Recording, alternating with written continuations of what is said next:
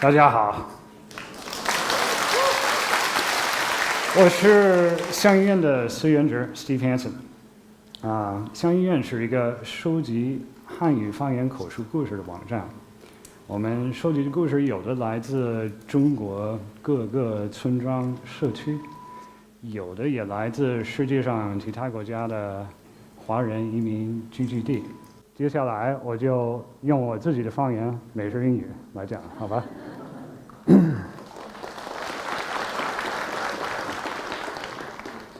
？So, why Phonemica? A lot of people have asked us this question. The goal of Phonemica is to paint an audio landscape of the beauty and enormity of Chinese. And we're doing this through two ways. One is through stories from speakers, and the other is with exploration of the language itself. I'm going to start today with stories from speakers, and specifically with stories from great-grandmothers, because great-grandmothers are a big part of why we've created Phonemica. Here's my great-grandmother, Bessie Hansen. And this is my father's father's mother. You'll notice I carry her picture with me, right? Partly because she's very dear to my heart, and partly because I have some notes on the back to help me remember what to say. I consider myself very fortunate to have recordings of my great-grandmother. And right now I'm going to have her introduce herself from those recordings. I was born in Oshkosh, Wisconsin, November 8, 1882. November 8th, 1882. These recordings were made in the 1970s. My great-grandmother passed away when I was only 6 years old, but I still remember sitting at my great-uncle's house in Mount Pleasant, Utah, sitting on the floor next to my great-grandmother, and she's sitting there telling this story about a prairie fire that almost destroyed their home in Fort Yates, North Dakota.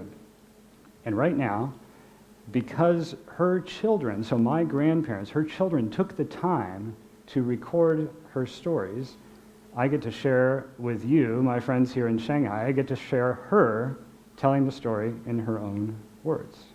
The prairie fire got so near, we could hardly breathe. So we began throwing things down the cellar. Anything that we could get hold of, pillows, quilts, chairs, anything that we could get through that door, we threw down, thinking if the house went. Well, the house did not burn down, and the story goes on that the prairie fire burned right around the edge of the house, but it didn't burn it down. This kind of story is half the reason that we've created Phonemica. We want a place to share and archive stories, spoken word stories that would otherwise be lost. The kinds of stories that my grandmother tells are very everyday stories. They're babies getting sick, babies dying. She tells a story about a local man who got drunk and threatened to kill my grandfather. But they're everyday stories, and each one of you has a great-grandmother, 4 great-grandmothers to be exact. And what would you give to be able to listen to her everyday stories told in her own words? This opportunity exists now, and for me, the opportunity to hear the spoken language in the words of grandparents and great-grandparents it's as sacred as going to visit the house where your great-grandmother grew up. And that brings us to the second half of Phonemica, which is spoken language. So I've always been interested in spoken language. I studied several languages before I started studying Chinese in the late 90s probably. But I never thought that spoken language would become this obsession that it's become, an all-consuming kind of thing. But here's what happened. In 2007, my company sent me to Beijing to work. And at that time, my Chinese was okay, and I started talking to people. And what I saw there was a revelation. It was completely different from what I expected. So in Beijing, you get into a taxi, and you talk with a cab driver from Yanqing, right? And you find here, Yanqing, 30 kilometers outside of Beijing, and they have their own distinct dialect. They don't even say Yanqing, they say Yanqing, right? It's a different world. Or you talk to the store, the people who work in Beijing, the clerks, you talk to the barbers, and you find that each one of them has almost like a secret life, right? That they call up on the phone and they talk to their parents in their Fangyan. They talk to their childhood friends in their Fangyan. And of course, for you Chinese, you might think, oh, well, of course, yeah, I know, so what, right? The situation exists. But for an English speaker coming from the United States, this situation is completely unexpected, completely different. In the United States, we have, well, I'll show you a dialect map. So this is a dialect map. You can see we have, if you go from the northeast to the south to the west, we have different dialects of English, and we talk about them, but they're not all that different. It's like Putonghua in China. So if you take Dongbei Putonghua, and you compare that to Taiwan the Guoyu, right? There's some difference, but it's not big differences, and it's completely unlike this situation that we have mapped on Phonemica.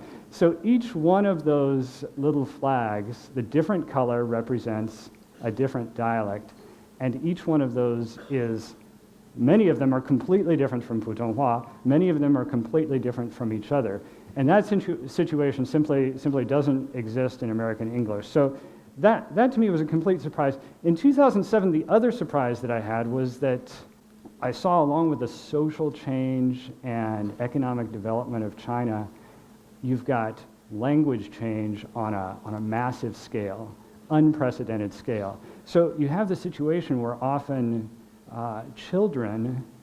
you have some children who can't speak to their grandparents because of language change. And sometimes it's very natural. So if you get a husband from Hubei and a wife from Guangdong, they get together and they speak Putonghua, right? And so naturally the kids speak Putonghua. And so or sometimes you have a situation too where a parent doesn't want to speak to their child in Fangyan because maybe they want the child to grow up with the social and economic advantages of Putonghua. So regardless of the reasons, what we have now in China is just language change on an unprecedented scale. And I started realizing that, and then in 2009, Kellen, my partner on Phonemica, he approached me with the idea, hey, we should collect recordings of every Chinese dialect. Yeah, we should. Who wouldn't want to do that, right? But then the question was, so how are we going to do that? And as we thought about this, we thought, well, we, Kellen and I, are not going to do this. It's too big. It's impossible. But we, all the people that we have met and will meet who enjoy Fangyan, who love their own Fangyan, who want to share them with the world, we could do it together. And so what we've built with Phonemica is a platform. It's a place to share these stories. So it's user-created content. So what this is content created by you, the speakers of the Fangyan. And we think it's the right approach. It's not always easy. It might look easy, like you look at the map and you're like, oh yeah, you just wait and the recordings come in. But what user-created content means is it means hundreds of people, all 300 of those people on the map, they have to learn how to make a good recording, right? And sometimes making a good recording is not easy. You have to find a quiet place. Try doing that in Beijing. No quiet places in Beijing. Maybe that's why there's only one recording from Beijing. Anyway, so you have to find a quiet place. You have to have a microphone set up. You have to have everything set up. And then sometimes the person that you're interviewing, they don't know what to say. So I was listening to the recordings of my great-grandmother, and I found this place where you can see on the transcript, so Lois is my grandmother, and she's interviewing Bessie Hansen, who's my great-grandmother. They get the recorder set up, and here's what Bessie's reaction is. Yes, you have to talk to this. Why, Lois, I'd have to work up an outline. And No. Just go ahead and start with where you were born and that kind of stuff. So it was a little hard to hear. Not again! So they recorded her a number of times. I have 2 hours of recordings.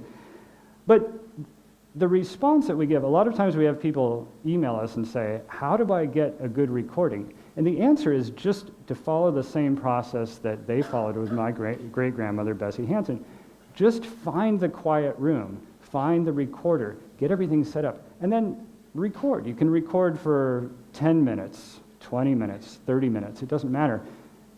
You can't get good stories for 30 minutes, but you can get one good story. And that one good story you can clip out and contribute to the project. So user-created content is difficult sometimes, but people are doing it, and they're creating this map. So to all of the people who have contributed to recording so far, I salute you. Especially if you've contributed to recording of a grandparent. It's not easy, it takes time. The other interesting thing, you look at this map and you see there are some places that are blank, no recordings. And this is, yeah, people are looking at the map and they're like, where's my Fangyan, right? And we get this, I get an email probably every week, somebody asking, hey, so, I just found Phonemica, it's really cool, oh, it's great. But why don't you have my dialect, right?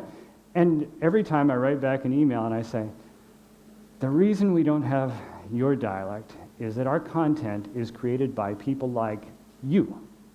Go record your grandmother. Go record your uncle who loves to tell off-color jokes. Yeah. Go record someone. You and they are the owners of the Fangyan. You're the only people who can pass it on to the next generation. You're the only people who can make it part of this project. So sometimes that's a little hard to understand, but these are minor questions. The big question that Kellen and I had 2 years ago was not, are we going to get good recordings, but is anybody going to do this, you know? 2 years ago, it was just two of us, and it was good there were two of us. You know, I pushed him when he got discouraged, and he pushed me when I got discouraged. But it was just two people. And that's, finally we realized this is not good. We need to get this project out to the world. And at that point, we started talking to everyone. We talked to linguists at Beida, Beiyu, Nanda, Fudan, maybe some other places. We talked to linguists. We talked to their students. So a lot of them, after we talked, they said, oh, why don't you introduce the idea to our class? And after we introduced the students, we started getting some volunteers. So instead of just two people, then we had, 3, 4, 5. We had a handful of people. But then the other thing is, to me this is a lesson for any of you who are interested in being entrepreneurs or you want to have a social enterprise. The thing that's hardest, your biggest risk is not having a competitor. It's not having a bad market. Your biggest risk is not socializing, not spreading the word, not talking about your project. And after we started to talk about our project and get it out there, we understood much better how we need to build the product, how we need to talk about the project, and then things started coming together. And so what happened we had our official launch in the spring of this year, and after that launch, we got some media attention. And since that media attention, the project has really started to grow. So now we have several dozen long-term volunteers. We have several hundred people who are contributing recordings like you see on the map. We have 7,000 or 8,000 people who have signed up for the website so that they can contribute content. And we have several 100,000 people who have viewed the project. So I think we finally have the answer.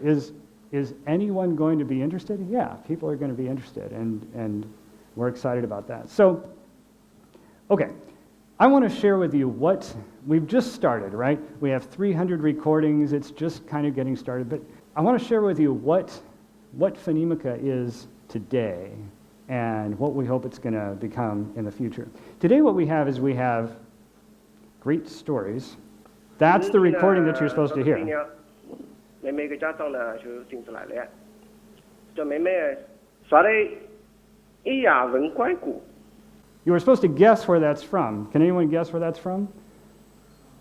If you're from Shanghai, you can understand that recording. You can see on the map now that it's not from Shanghai, right?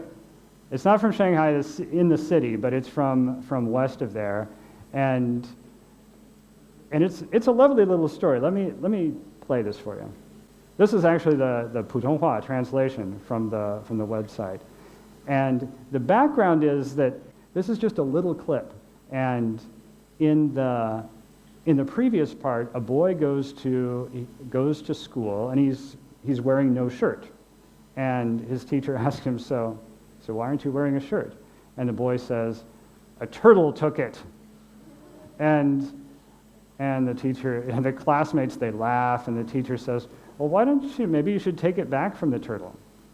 And so this is the next day. What happens? 第二天呢，到了新娘，妹妹个家长呢就寻出来了，叫妹妹说的一呀文拐古，儿子到同学过开个了，我妈有问了，问啊，朋友搿种事体伐？这故事觉着不得个了，学堂那个老师呢，村两人呢才去帮着寻，寻到这个3-4点钟呢。 The story goes on. You'll have to listen to it on the website if you want to hear the whole thing.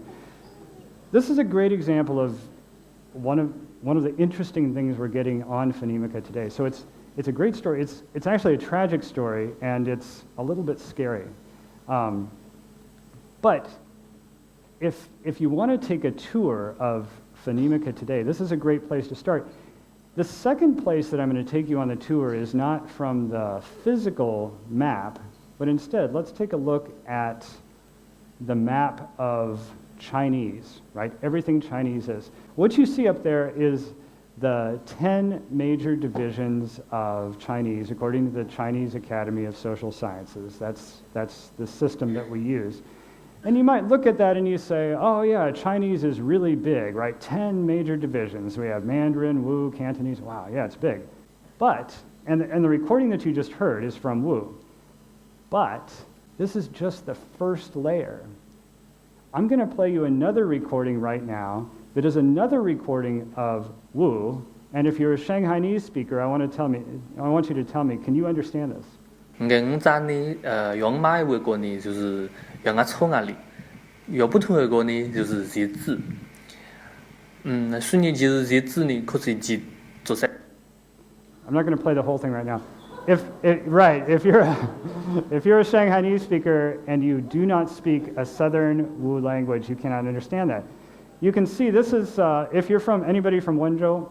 If you're from Wenzhou, you can you know that recording. It's actually from a small village just north of Wenzhou. But here's the interesting thing that. Well, here let's listen to the whole thing first. 我站的用马外国呢，就是用个草案里，有不同的国呢，就是日子。虽然就是日子呢，可是只做些当好时候，我大家改成也蛮好。因为就是日子呢，所以就做些水啊毛多，或者是做的稀稀切切。People are always amazed when they hear that. So here's the thing to think about. So if you look at Sinitic, 10 major divisions, those two recordings that you just heard are both within Wuyu. And there's immense diversity. All of those 10 major divisions of Chinese are the same. They have immense diversity within them. They have dialects that can't understand each other. And so then you start to see, wow, we're painting this enormous picture of what Chinese really is. But obviously there's much more than Wu in Chinese. We don't have time for a lot, but let me take you one more place on the tour. Let's go way down south, right? There's Hong Kong, and if you go to the west, this should be in Guangxi.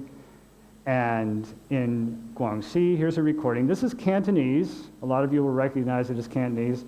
It's recognizable if you're from Guangzhou, but this is just an example of a really good story. I love the way this guy tells his story.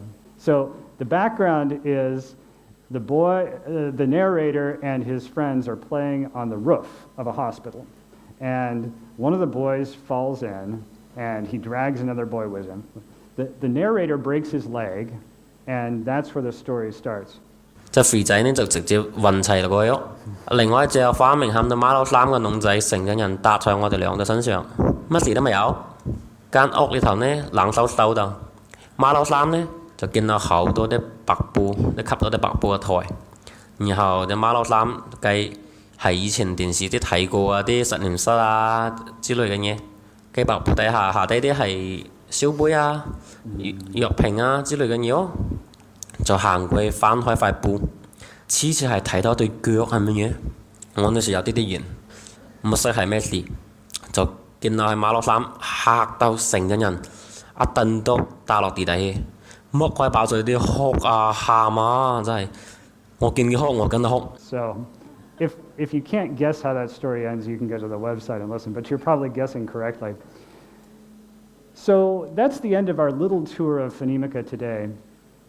The one thing I'll say is that all of these recordings, what we really enjoy about the website is we're creating something by the users for the users. So all of the content on Phonemica is licensed under Creative Commons license, so it's free for any non-commercial use. And so it's like building a public building with everybody's individual labor. So every recording contributes to this landscape that we're trying to paint of Chinese, and everyone can use it. So what are our hopes for the future of this map? So today we've got 300 recordings. The way we see it, this is just the beginning. If you look at China, every village, every neighborhood in a big city has its own special dialect. Sometimes they're very close, right? Sometimes you'll have neighboring cities that can't understand each other. Sometimes you'll have neighboring cities where the dialects are very close. But even then, they each have their special vocabulary, their manner of speaking, and we want to record all that.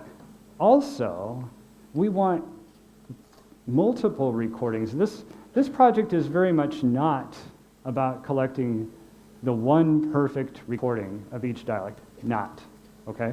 This is about collecting many, many stories that paint a complete picture, including language change. So we want grandma, right? We want grandma to tell stories, but we also want her grandkids. We can hear how the language has changed. We want the uncle who never went to school, and we want his nephew who just graduated from Beida. We want the housewife from Hubei who never left her home, and we want her childhood friend who went to work in Shenzhen. We want to hear all of those stories, because only through all of those stories can we paint this complete landscape.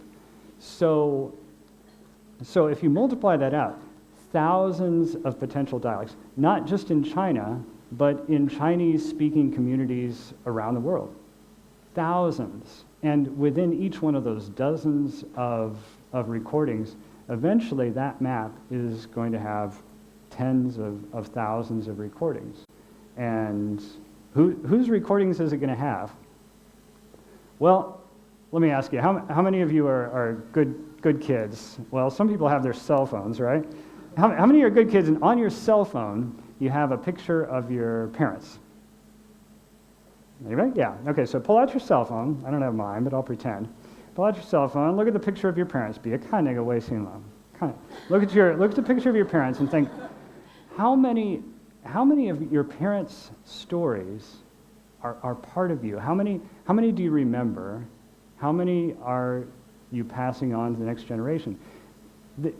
Your children call them grandma and grandpa. Their children call them great-grandma and grandpa. Those stories, with so much change going on, it's very easy for those stories to get lost over time. So what I hope is that map of tens of thousands of recordings will include some of yours, and together we can paint this landscape of Chinese. 谢谢大家。